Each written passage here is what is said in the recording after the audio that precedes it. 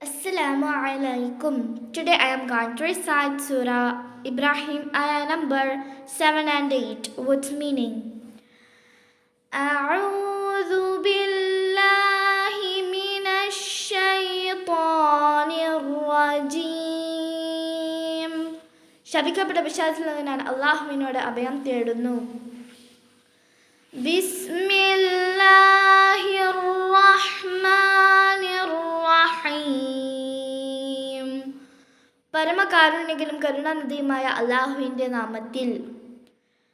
وَإِذْ تَأَذَّنَ رَبُّكُمْ لَئِن شَكَرْتُمْ لَأَزِيدَنَّكُمْ وَلَئِن كَفَرْتُمْ إِنَّ عَذَابِي لَشَدِيدٌ. നിങ്ങളുടെ റബ്ബ് അറിയിപ്പ് നൽകിയ സന്ദർഭം ഓർക്കുക. നിങ്ങൾ നന്ദി ചെയ്യുന്ന പക്ഷം തീർച്ചയായും ഞാൻ നിങ്ങൾക്ക് അനുഗ്രഹം വർദ്ധിപ്പിച്ചു തരുക തന്നെ ചെയ്യും.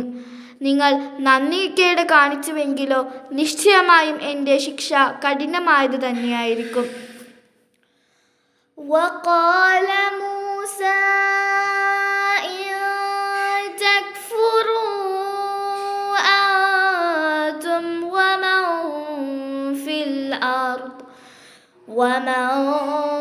في الأرض جميعا فإن الله لغني حميد. മൂസ വീണ്ടും പറഞ്ഞു, നിങ്ങളും ഭൂമിയിലുള്ളവർ മുഴുവനും കൂടി നന്ദികേട് കാണിക്കുന്ന പക്ഷം എന്നാൽ നിശ്ചയമായും അല്ലാഹു ധന്യനും അഥവാ അനാശ്രയനും സ്തുത്യർഹനും തന്നെയാണ് എന്നറിഞ്ഞേക്കുക.